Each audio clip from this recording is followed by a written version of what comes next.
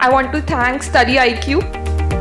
I would like to thank Study IQ team. Big round of applause to the team, management and staff of Study IQ. Was Gandhi ji an anarchist? क्या Gandhi ji anarchist थे? क्या वो अराजकतावादी थे? क्या वो ये विश्वास करते थे कि स्टेट नहीं होना चाहिए? State is an unnecessary evil. आज के इस सेशन में हम इसी पे डिस्कस करने वाले हैं। यही टॉपिक हमारा रहने वाला है जिसपे हम डिस्कस करेंगे कि हम ये देखेंगे कि जो महात्मा गांधी थे उनके स्टेट के लिए क्या विचार थे। जो गवर्नमेंट है और जो लोग हैं, जो स्टेट है और जो इंडिविजुअल्स हैं, दोनों के बीच का जो रिलेशन है, उस रिलेशन में हमें ये देखना होता है कि जो स्टेट है वो कैसी होनी चाहिए, जो गवर्नमेंट है वो कैसी होनी चाहिए, दोनों के बीच का जो रिलेशन है वो किस तरह का होना चाहिए। अगर हम रिलेशन देखना चाहते हैं तो कुछ पॉलिटिकल आइडियोलॉजीज हैं जिनको हम पढ़ते हैं, जिनमें से एक आती है अनार्किज्म, हिंदी में जिसको हम कहते हैं अराजकतावाद। एक बार हम ये देख लेते हैं कि अनार्किज्म होता क्या है। जब हम ये समझ जाएंगे कि अनार्किज्म क्या होता है, उसके बाद में ही हम ये समझेंगे कि गांधी जी सच में अनार्किस्ट थे, और अगर नहीं थे तो फिर अनार्किज्म की क्लास में गांधी जी का क्या रोल है।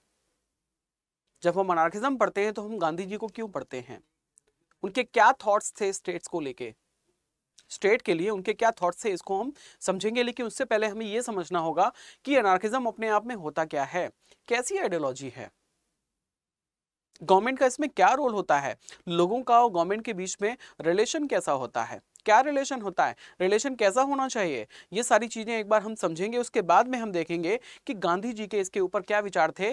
फिर हम इस बात को एनालिसिस करेंगे कि भाई सच में गांधी जी जो थे वो अनार्किस्ट थे या फिर नहीं थे। State is an unnecessary evil और state is a necessary evil, और स्टेट इज पॉजिटिवली गुड और state is a moral organisation. अलग अलग फिलोसोफर्स के अलग अलग व्यूज हैं इस पे। गांधी जी का कौन सा व्यूज है इनमें से, ये हम देखने वाले हैं। तो इससे पहले हम ये समझेंगे कि भाई अनार्किज्म क्या होता है। फिलोसफी ऑप्शनल का जो लाइव बैच है वो स्टार्ट हो चुका है स्टडी IQ IAS पे, और ये जो नया बैच है आपका 29 नवंबर से स्टार्ट हो जाएगा। अभी दिवाली की सेल चल रही है जिसमें जो फीस है वो काफ़ी लो है। अगर आप मेरा कोड यूज़ करते हैं SG लाइव, इसमें आपको लाइव क्लासेस के साथ साथ स्टडी मटेरियल मिलता है, हैंडरेड नोट्स मिलते हैं, प्लस आपको टेस्ट सीरीज भी मिलती हैं। डाउट क्लियरिंग सेशन हमारे हर सैटरडे को होते हैं। तो अगर आपको फिलोसफी ऑप्शनल अगर आपका है, आपको तैयारी करनी है, तो जल्दी से एनरोलमेंट ले लीजिए, क्योंकि अभी इसकी जो वैलिडिटी है 16 नवंबर है। ठीक है, तो हम बात करते हैं आगे। अगर हम समझते हैं कि अनार्किज्म होता क्या है, अगर हम गांधी जी के व्यू समझना चाहते हैं कि क्या गांधी जी सच में अनार्किस्ट थे, उसके लिए पहले हमें यह समझना होगा कि अनार्किज्म की जो डेफिनेशन है वो क्या है। उसके बाद में ही हम ये फैसला ले पाएंगे कि भाई सच में गांधी जी जो थे वो अनार्किस्ट थे या नहीं थे। Laws that are not carried out into effect, ना कानून है लेकिन उसको इफेक्ट में नहीं लाया गया, उसको नहीं माना गया। Authorities without force and डिस्पाइज्ड, authorities हैं उनमें कोई फोर्स नहीं है, उनको इन्फोर्स करने वाला कोई भी नहीं है।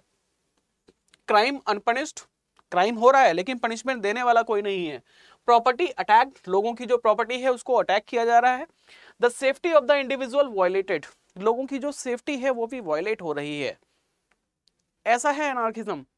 The morality of the people corrupted, कोई भी मॉरल नहीं रहा, लोगों की मोरालिटी यही है कि अब वो करप्ट है, इतनी सी ही उनकी मोरालिटी है।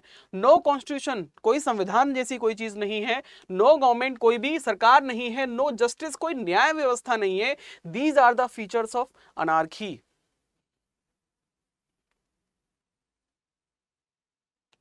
थ्यूसिडिड्स ने कहा है, ये एथेनियन हिस्टोरियन एंड जर्नल। ये एक डेफिनेशन है जिसके थ्रू हम समझ सकते हैं कि जो अनार्किज्म है वो क्या है। सॉरी, अब अगर हम ये समझते हैं कि अनार्किज्म अगर ऐसा है तो क्या सच में गांधी जी अनार्किस्ट थे? क्या गांधी जी नहीं चाहते थे कि कोई भी लॉ इफेक्ट में ना आए? क्या गांधी जी नहीं चाहते थे कि अथॉरिटीज में कोई फोर्स ना हो, उनको डिस्पाइज किया जाए? क्या वो नहीं चाहते थे कि क्राइम जो है वो अनपनिश रहे? क्या वो ये चाहते थे कि प्रॉपर्टीज को, लोगों की जो प्रॉपर्टीज हैं उन पे अटैक हो? क्या वो चाहते थे कि सेफ्टी जो है इंडिविजुअल की वो वायलेट हो? क्या वो ये चाहते थे कि मोरालिटी ऑफ द पीपल है वो क्या हो, वो करप्ट हो, लोग करप्ट हो? क्या वो ये ऐसा चाहते थे? कोई कॉन्स्टिट्यूशन नहीं होना चाहिए, कोई गवर्नमेंट नहीं होनी चाहिए, कोई न्याय व्यवस्था नहीं होनी चाहिए, क्या वो ऐसा चाहते थे? इस तरह से तो हमने गांधी जी को कभी भी नहीं पढ़ा। हम गांधी जी का इतना सम्मान करते हैं, उनका जब भी नाम लिया जाता है तो हम उनको सम्मान की दृष्टि से देखते हैं, और उनको कुछ लोग तो बापू भी कहते हैं। राष्ट्रपिता के नाम से भी उनको कई बार संबोधित किया जाता है। तो अगर इस तरीके की उनकी सोच होती तो क्या हम उनको राष्ट्रपिता के नाम से जानते? कोई पिता ऐसा तो नहीं होगा जो अपने परिवार में इस तरीके की व्यवस्था को चाहेगा। तो फिर गांधी जी के व्यूज क्या थे? जब हम अनार्किज्म को पढ़ते हैं तो फिर हम गांधी जी को क्यों पढ़ते हैं? हमें यह समझना होगा।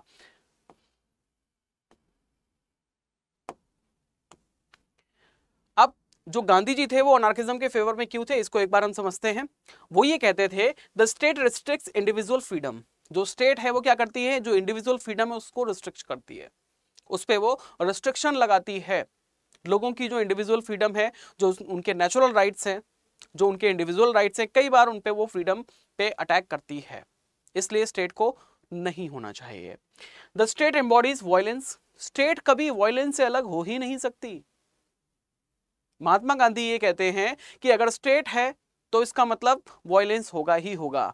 वायलेंस से ही स्टेट का अपना वजूद बनता है, उसका एग्जिस्टेंस ही वायलेंस की वजह से पॉसिबल होता है। अगर वायलेंस नहीं होगा तो स्टेट भी नहीं होगी, और वायलेंस तो कोई अच्छी बात नहीं है। वायलेंस अच्छी बात नहीं है, हम वायलेंस नहीं चाहते, स्टेट बिना वायलेंस के रह नहीं सकती, तो ऐसी स्टेट तो ना ही हो वही अच्छा है, ऐसा गांधी जी कहते थे। The state fosters individual dependency. State हमेशा ये चाहती है कि जो इंडिविजुअल्स हैं वो उसके ऊपर डिपेंडेंट रहें, यानी कि इंडिविजुअल और स्टेट का रिलेशन कैसा होना चाहिए? अगर हम बात करते हैं state is a necessary evil, की वो जरूरी है। जो फिलोसोफर्स इस बात में विश्वास करते हैं कि state is a necessary evil, उनका ये मानना है कि जो स्टेट है वो बहुत जरूरी है। जरूरी इसलिए है क्योंकि जो इंडिविजुअल्स हैं वो उसके ऊपर डिपेंडेंट है। स्टेट हमेशा यही चाहती है, ऐसा महात्मा गांधी कहते हैं, कि जो लोग हैं, जो इंडिविजुअल्स हैं, वो स्टेट के ऊपर डिपेंडेंट रहें। The state can not facilitate the attainment of Swarajya, self rule. Swarajya according to Gandhi can only be achieved through the individual own effort. जब तक स्टेट रहेगी तब तक स्वराज्य की स्थापना नहीं हो सकती, यानी कि सेल्फ रूल नहीं हो सकता। जब तक स्टेट होगी तब तक कोई भी अपना रूल नहीं कर पाएगा। तो ये जो व्यूज हैं, क्या इसका ये मतलब है कि वो स्टेट नहीं चाहते थे? ऐसा नहीं है। He was not a typical anarchist. Actually, he was not in the favor of British colonial rule in India. हमारे यहां जो ब्रिटिश कॉलोनियल रूल था उसके फेवर में वो नहीं थे, क्योंकि उनकी जो फॉर्म ऑफ गवर्नमेंट थी इट वाज ऑप्रेसिव। वो इंडिविजुअल फ्रीडम को छीन रही थी, किसी को भी अपनी पर्सनालिटी को डेवलप करने का वहां पे मौका नहीं था। इसलिए ऐसी गवर्नमेंट को वो नहीं चाहते थे, और वो चाहते थे कि जो गवर्नमेंट है वो डिसेंट्रलाइज होनी चाहिए। वो सेंट्रलाइजेशन के फेवर में नहीं थे, और वो चाहते थे कि स्वराज्य की स्थापना हो। जो पंचायती राज है उसकी स्थापना होनी चाहिए। ग्राम पंचायत में जो ग्राम के लोग हैं वहां पे डायरेक्ट डेमोक्रेसी होगी। जो डायरेक्ट डेमोक्रेसी है, जो कि एक क्लासिकल कॉन्सेप्ट है, क्लासिकल फॉर्म ऑफ गवर्नमेंट है, जिसमें क्या होता है कि एक गांव के लोग डायरेक्ट वोटिंग करते हैं। किसी गांव के नीचे सारे गांव के लोग इकट्ठे हो गए और वो खुद ही अपना कोई फैसला लेना है, कुछ डिसीजन लेना है, सारे लोग इकट्ठे हो जाते हैं, अपनी वोटिंग देते हैं और वहां पे फैसले जो है वो लिए जाते हैं। इसको कहते हैं सेल्फ रूल। महात्मा गांधी का ये तरीका था गवर्नमेंट को स्थापित करने का। वो ये कहते थे कि सरकार इस तरीके की होनी चाहिए, जो लॉ एंड ऑर्डर इस तरीके का होना चाहिए कि लोग जिसको खुद ही फॉलो करें, वो खुद ही अपने नियम बनाए, उनको फॉलो भी वो खुद ही करें। उनका कहने का ये मतलब था कि जो गवर्नमेंट है वो उसकी फॉर्म कैसी होनी चाहिए, क्लासिकल लॉ को वो सजेस्ट करते थे, जिसको हम डायरेक्ट डेमोक्रेसी के नाम से जानते हैं। डायरेक्ट डेमोक्रेसी में कोई भी रिप्रेजेंटेटिव नहीं होता, नेता नहीं होते, पार्लियामेंट नहीं होती, बस डायरेक्ट डेमोक्रेसी होती है। सारे लोग एक जगह पे इकट्ठे हो गए, अपना फैसला ले लिया, उसको हमने फॉलो करना है, सभी लोगों को फॉलो करना है। वो ये कहते थे कि human beings by nature are very good, they are very cooperative, एक दूसरे को कोऑपरेट करते हैं, और इसी कोऑपरेशन से जो लॉ एंड ऑर्डर है वो मेंटेन होता है। उनका ऐसा कहना था। तो वो ये कहते थे कि हमें स्टेट की कोई ज़रूरत नहीं है, हम बिना स्टेट के अपना जो स्टेट है हम उसको चला सकते हैं। हालांकि ये थोड़ा अनरियलिस्टिक लगता है और इसके लिए इनको काफ़ी क्रिटिसाइज भी किया गया है, इसको भी आगे हम देखेंगे। लेकिन अगर हम बात करते हैं इनके इंटेंशन की, तो इनका इंटेंशन तो अच्छा ही था। इनका इंटेंशन ये था कि लोगों को हमें क्या करना है, उनको एम्पावर करना है, लोगों को एम्पावर करना है। जो उनको ऑप्रेस किया जा रहा है, उनके अधिकारों को छीना जा रहा है, वो अधिकार उनको मिलने चाहिए। अपने जीवन में क्या करना है वो फैसले वो खुद ले सकते हैं। कैसे उनको रहना है, क्या करना है, वो सारे फैसले उनके खुद के होने चाहिए। सरकार का उसमें मिनिमम इंटरफेरेंस होना चाहिए, बल्कि सरकार का इंटरफेरेंस तो होना ही नहीं चाहिए। This means he was not in favor of centralized government, he was in favor of Swaraj, self rule. तो इस तरीके से हमें ये पता चलता है कि महात्मा गांधी जो थे वो टिपिकल अनार्किस्ट नहीं थे, but he was not in favour of British colonial rule, that's it. ठीक है, लेकिन ये जो इनका डायरेक्ट डेमोक्रेसी वाला जो इनका फॉर्मूला है, जो कि क्लासिकल फॉर्म ऑफ गवर्नमेंट है, क्या वो सच में प्रैक्टिकल है? अगर प्रैक्टिकल नहीं है तो फिर आज की डेट में तो ये प्रैक्टिकल नहीं है, क्योंकि इतने सारे लोग हैं, इतनी सारी जनसंख्या है, वो कैसे एक जगह पे इकट्ठे होंगे, कैसे एक समय पे वो टाइम निकालेंगे और अपने डिसीजंस को लेंगे? उसमें कई सारी प्रॉब्लम्स आती हैं। क्या क्या प्रॉब्लम्स आती है उसको आगे हम देखते हैं। उससे पहले हम ये देखते हैं कि महात्मा गांधी के जो विचार थे अनार्किज्म के लिए, वो क्या थे? स्टेट के लिए जो विचार थे वो क्या थे? वो ये कहते हैं कि the state represents violence in a concentrated and organised form. जो स्टेट है वो क्या करती है, वो वायलेंस को रिप्रेजेंट करती ही करती है, हमेशा उसी में उसका कॉन्सेंट्रेशन रहता है और बड़े ऑर्गेनाइज तरीके से इसका वायलेंस होता है। The individual has a soul, इंसान के पास आत्मा है, आत्मा है, which means he has a feeling, man has a feeling, but the state is a soulless machine. लेकिन जो स्टेट है वो एक ऐसी मशीन है जिसके पास कोई सोल नहीं है। जिसके पास सोल नहीं है उसको हिंसा अहिंसा से कोई फर्क नहीं पड़ता, उसको तो सिर्फ अपनी अथॉरिटी जमानी है, लोगों को ऑप्रेस करना है, ऐसा इनका कहना था। It can never be weaned from violence to which it owes its very existence. इसको कभी भी हम वायलेंस से अलग कर ही नहीं सकते, जिसके कारण इसका एग्जिस्टेंस पॉसिबल होता है।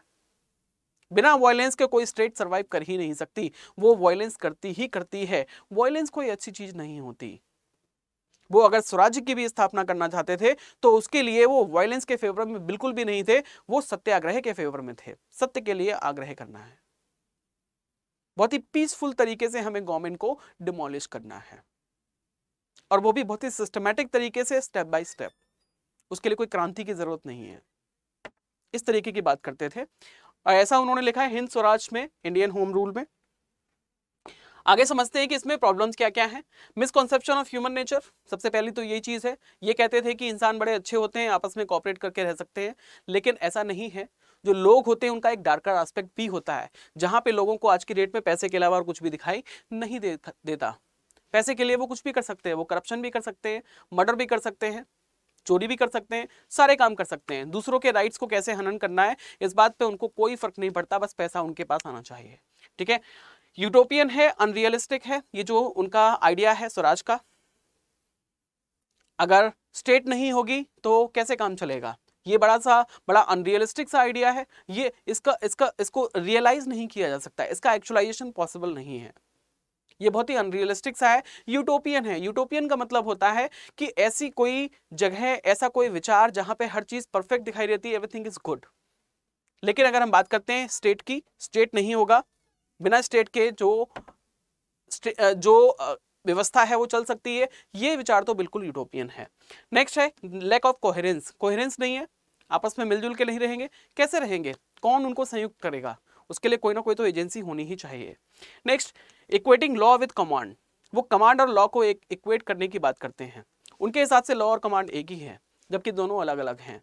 कमांड भले ही ना हो, कोई किसी को कमांड ना करे, लेकिन लॉ तो होना ही चाहिए, कानून तो होना ही चाहिए। बिना कानून के कैसे काम चलेगा। अब इसमें कुछ कमियां हैं तो कुछ अच्छाइयां भी हैं।